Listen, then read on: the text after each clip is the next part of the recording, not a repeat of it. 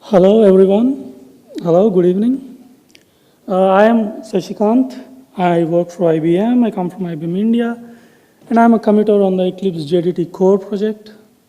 I take care of the bits and pieces of the Eclipse Java compiler, and I'm here to talk about the Java 9 support in Eclipse as we have today. So welcome all. Here's a brief agenda of what we are going to see here today. So I'm going to give you a quick overview of what's Java 9, what's coming, how it impacts Eclipse.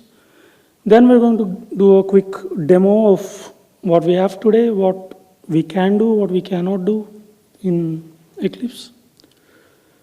And I'm going to go through a list of open items that are still under discussion. As you know, some design decisions we are yet to make, some problems that we're still trying to solve. And then I'm going to go through what's still left to be done. All right, so let's jump into Java 9. Java 9, as most of you would already know, the big item is the project Jigsaw, which looks at designing and implementing a module system for the Java platform and apply it to the Java platform itself. So we are going to end up with a modular JDK, modular platform source code. So JDK source code itself is going to be modular. We're going to have modular runtime images. Your JDK, JRE are themselves going to be modular. And the Java platform module system, which is going to allow you to create modular Java applications.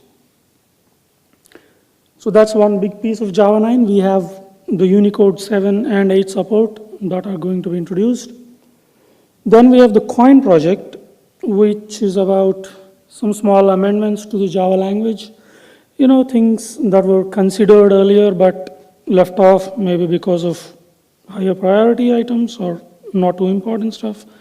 So some examples like having private methods and interfaces to let interfaces share code among them, to not allow underscore as a legal identifier. So at Java 8, it's a warning. So the proposal is to move it to an error at Java 9, and so on and so forth, 4 or 5 of those. Then we're going to have a new version string scheme for the JDKs. So a more human understandable, machine understandable version string, which by looking at which you can just say what's in that particular version. The major, minor security updates, things like that. So this is what Java 9 is going to be in a nutshell. So we will take a look at the individual things now, modular runtime images. So if you look at the JRE today, you have one big jar file, a collection of jar files, which includes pretty much everything, right? So modular runtime image is not going to be that. It's not going to be a jar file.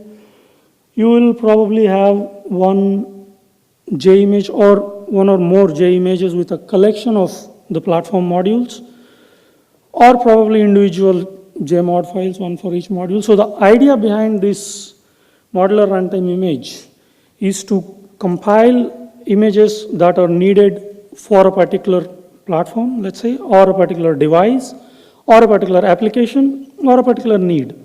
So you have what you need, nothing more, nothing less, instead of a big universe of jars.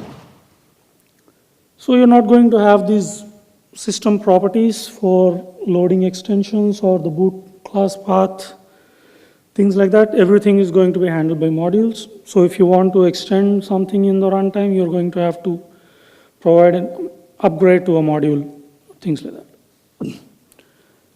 So to refer to specific classes or resources in the runtime, so far we used to have this jar URL, used to say jar, and then the location of the jar, and then the path to the class file in the jar, or to resource in that jar, but that is no longer going to work. There's going to be a new URI scheme, which is called the JRT URI. So the JRT is going to be similar. It's going to be a hierarchical URL, but it's going to specify the path to a resource or a class in a module. And to be able to read this runtime, we are going to have an IO-based file system provider, which is called the JRT file system provider, which will help you read through the runtime images given a JRT URI. So this is example of how it's going to look. So if you see on the right side, you have the classic, the Java 8 runtime library, where you see a long list of jars. You don't know which one of them are needed to you, which one of them you don't need. But this is going to be the layout of Java 9 runtime, where you're going to see a list of modules which are all packaged in one JImage. So that's how it's going to look in an Eclipse project.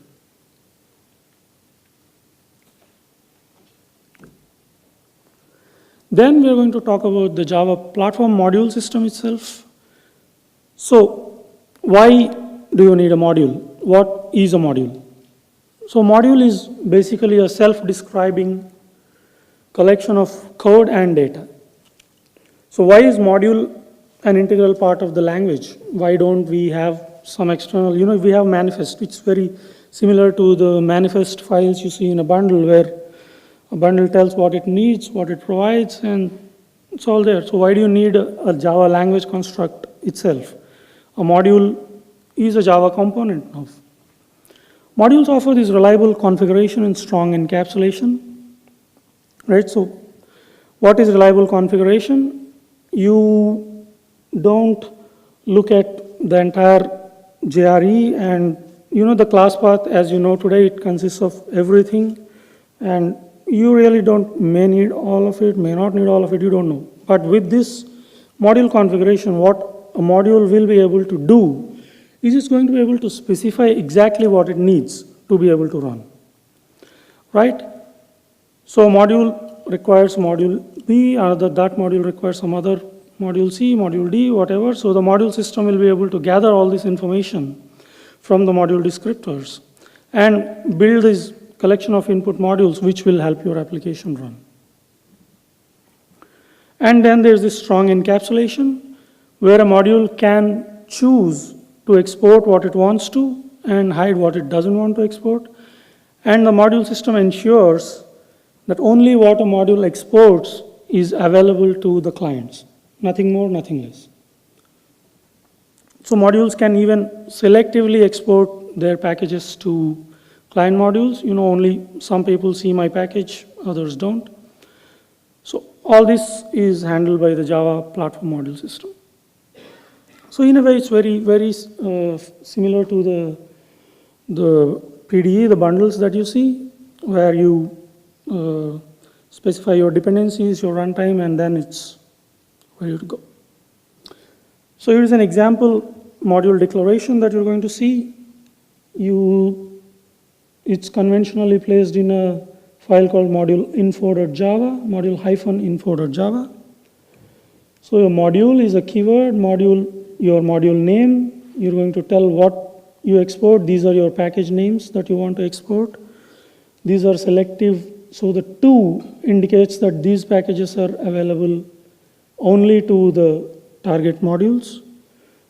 If it's not qualified, it's available to everyone who depends on you. And then the requires is your dependency section. So you are going to tell which of the modules you need to be able to run.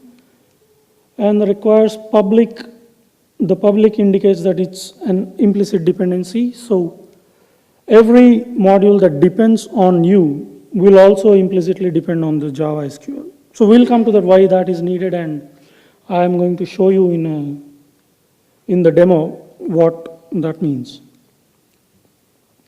So this is a sample module declaration.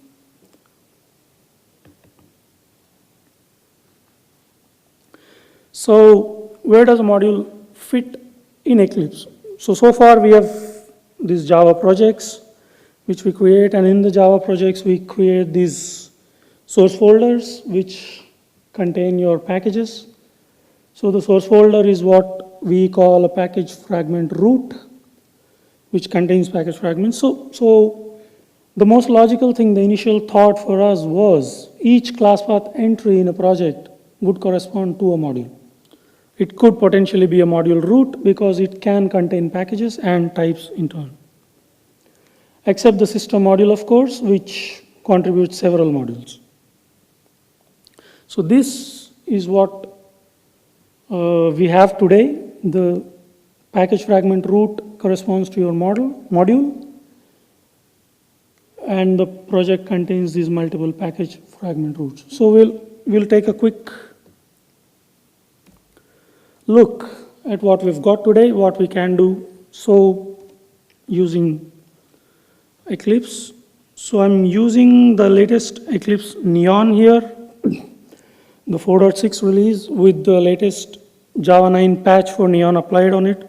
So you can get this patch from the Eclipse update site here, the download.eclipse.org 4.6 builds. So I don't have a connection, so you see this, but this is where you can install the patch from. So once you install, you're also going to need a JDK, 1.9 JDK. So it's not going to work with JRE because the JREs today they do not have the JRTFS.jar that I mentioned earlier. They are not packaged with the JREs as yet. So there is a bug with Oracle about that. They have not yet decided whether to do it or not. So as of today, we require a JDK to be able to use Eclipse with Java 9. So you have a JDK install, you add it to the install JREs, and you're good to go. So let me just create a simple Java 9 project. So I'm going to call it some greetings module. So you can see the JDK 9 is used. And as I said, our source folders are the modules. So for this project to be considered a module, I'm going to create a new source folder, and you can notice this nice addition here that says create module info.java. So this will give you the default module descriptor. So I'm just choosing a name for my module, the source folder, and there you get a simple module info.java which says your module name is com greetings. So that's a standalone module that just doesn't do much. Let's add some type to it, get it to greet everyone. So I'm going to call it greetings. I can use these nice templates and content assist to just all right. So we have our first standalone module that is greeting everybody, hello world. Not so interesting. So let's explore the module dependencies that I talked about, how you say that you require another module and how you're going to be using it. So let's say I create another project, follow the drill, create my module.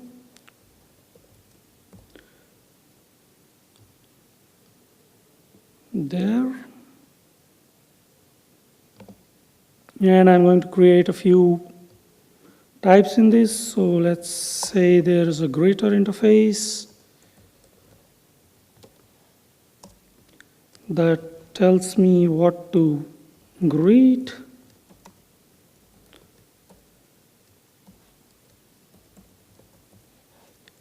So I'm just saying this is the default greeting everybody sees. And let's say I have some simple factory.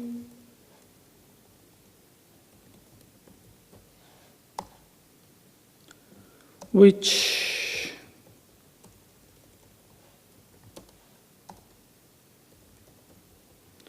would create and return me a greeter. Simple, right?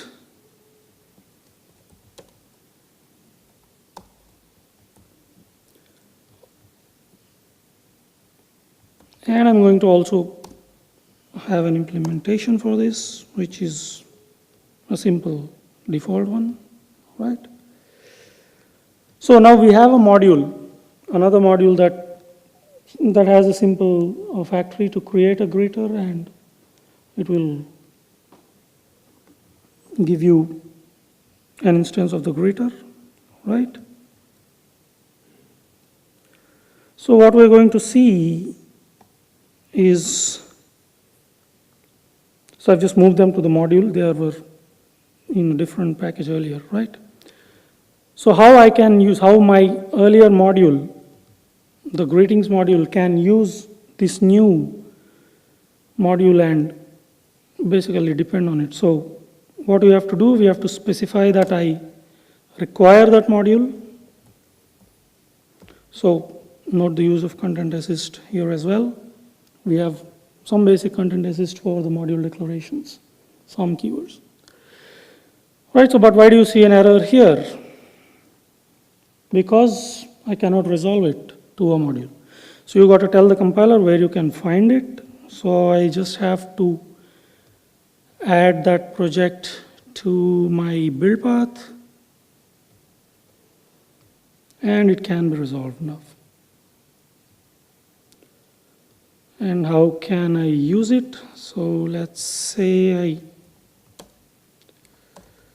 declare a greeter.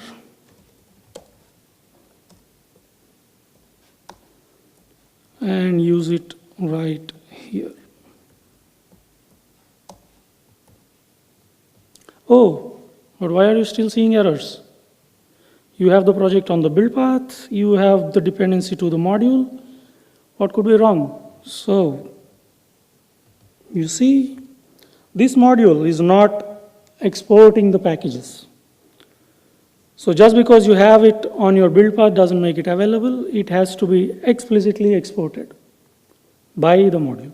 So this is a reliable configuration that we talked about, and the encapsulation. So now I'm going to say I'll export my package, right? And then you see your errors are gone. The types are visible. So that's the strong encapsulation. So what if I don't declare a dependency?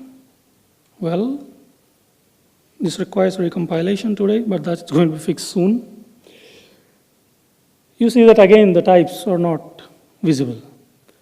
So this is again the requirements that you have to explicitly specify what you need to be able to run. Just having them on the build path is not going to be enough.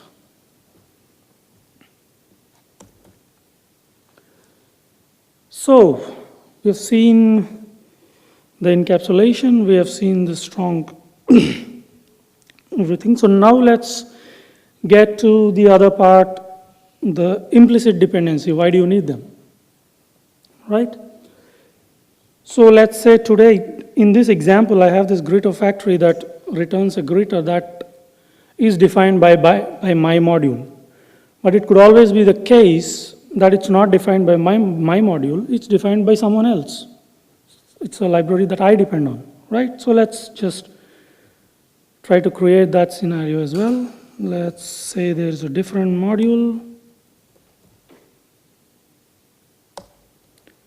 So you know the drill now. Create a source folder.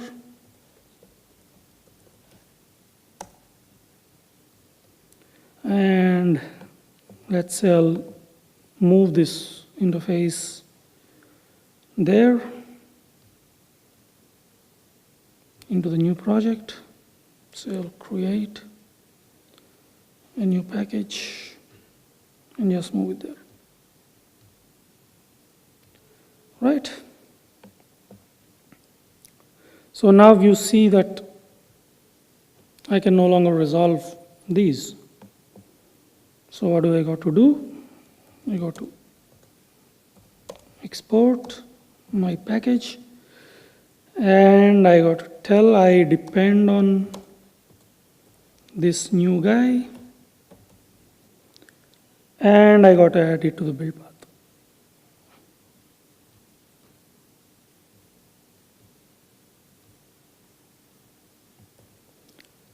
Okay, so now you have a factory that returns a type which is not defined by you, it's defined by some other library that you use.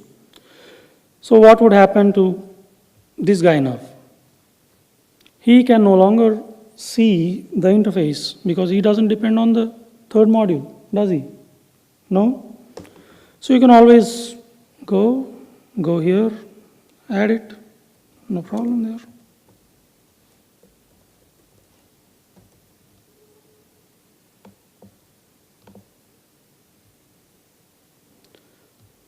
So that's another dependency for my project. Now everything is fine. Oops. Right, so that's one of the way you could use, but is that feasible really? You want to ask every one of your clients to add a dependency to another module? This is 1, 2, 3, how many more? So that's why you need this implicit dependency where you're going to say, I depend on this guy and I want all of my clients to depend on this guy. So I no longer need a dependency explicitly to this. It would still work as expected. So that is the implicit dependency part that we were talking about. So we have looked at simple modules, module creation, module dependencies. Let us move to the issues.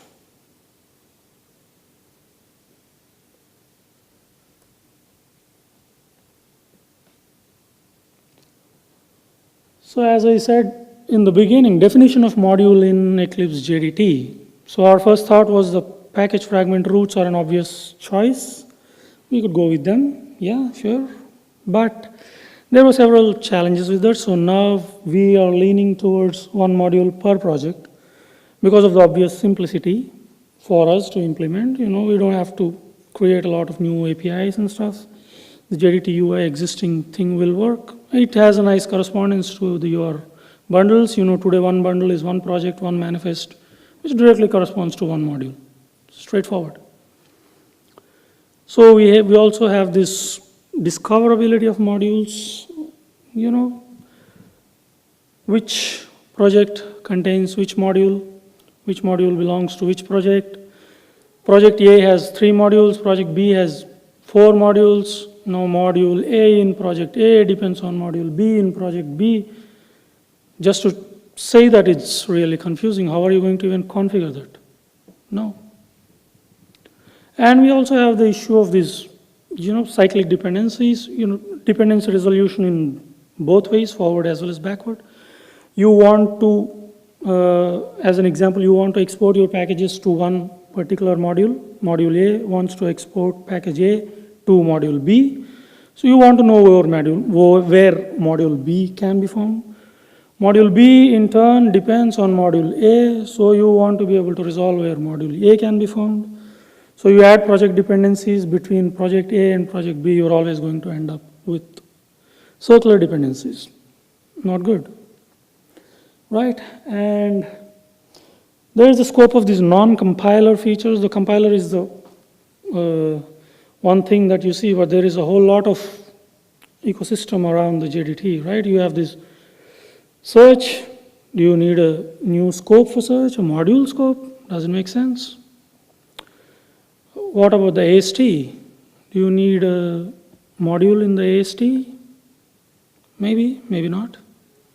So these are some of the things that we are still under discussion. And we also obviously have the redundancy between the manifest and the module. So you have a bundle you want to convert into a module. Do you really need a module info? Maybe, maybe not. So these are all still open issues where, of course, we invite comments. And again, your multiple modules in a project. Is that really necessary? Arguably, it gives more power to the user. We've had this demand for multiple class paths for quite some time now within a project. So, you want to configure a project in a context-based manner. Different contexts have different class paths. Your same project will be built in different ways. Yeah, they'd be very happy if we did this. But it would also be consistent between command line compiler and IDE. Do we really want that? So command line compiler, as you know, doesn't have the notion of these projects, right? It just looks at a flat hierarchy of folders which contain modules, and it's going to be very similar in the IDE if we go with that. Yeah, these are the advantages, but as I said, the challenges already. It won't work for bundles, and the setup gets really, really complicated. If in a big project, multiple projects, it's really going to be messy. Yeah, so we have, I think we have a bug for this somewhere where comments are welcome, your thoughts are welcome. What's still pending for Eclipse support? We have this Jigsaw 199 compiler API. We have it in, but that's not tested yet. So that is one of the things. The command line compiler, the batch compiler, that is still under the works. So the module path definition, not clear yet. So the code assist outline view, you've seen some basic code assist work for the module declarations, but that's not complete. So for example, you don't get a list of all the modules in your workspace as yet. So those are all under the works. Outline view for a module, yeah, coming soon. Unicode 7 support, we have it in. 8.0 is not yet. That is also in the works. Coin project, of course. And the last one is just a thought, do we need support for JMod creation, JImage creation? We don't know yet. Probably yes, so.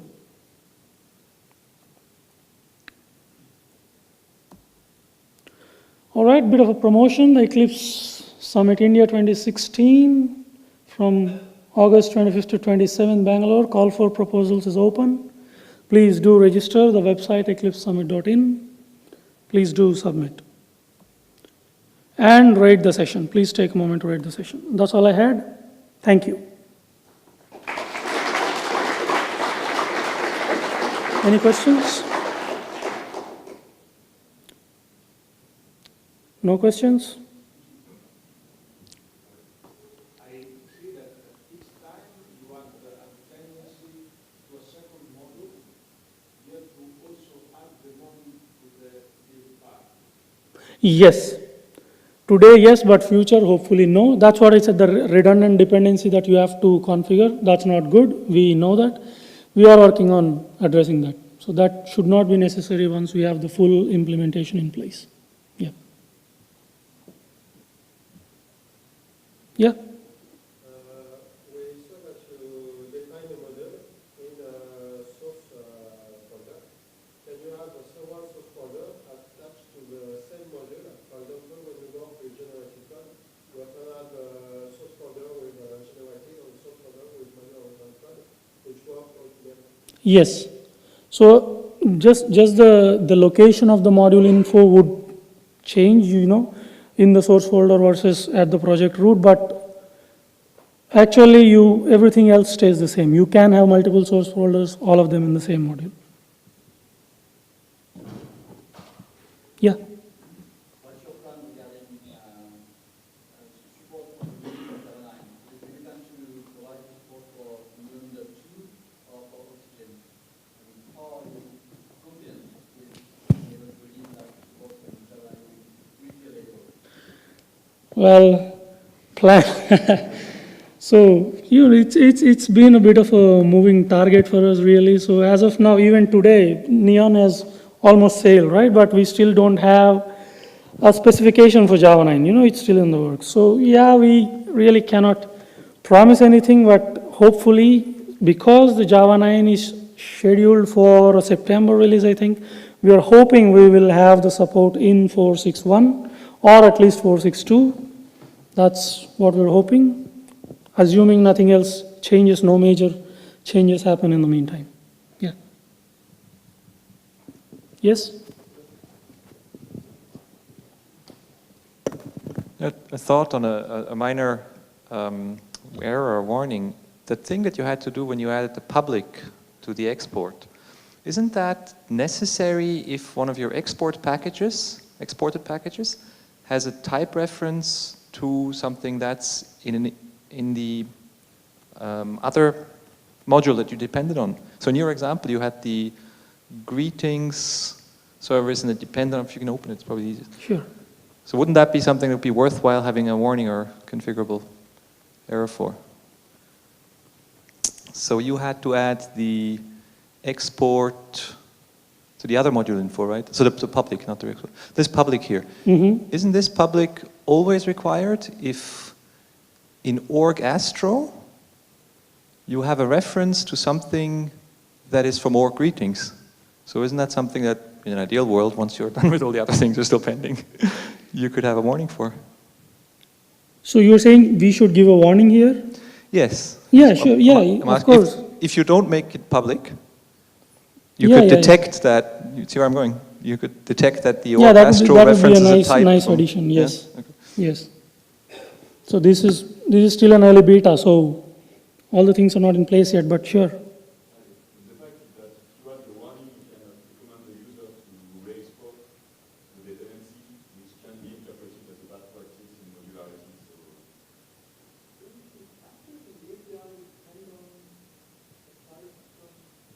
Can be black box.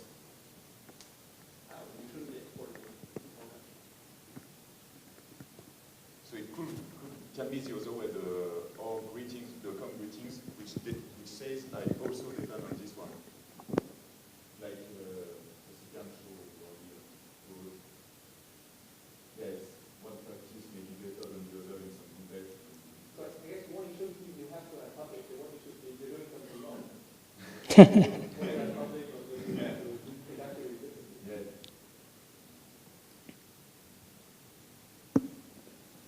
Any more questions? Yes, not? Okay. Thank you.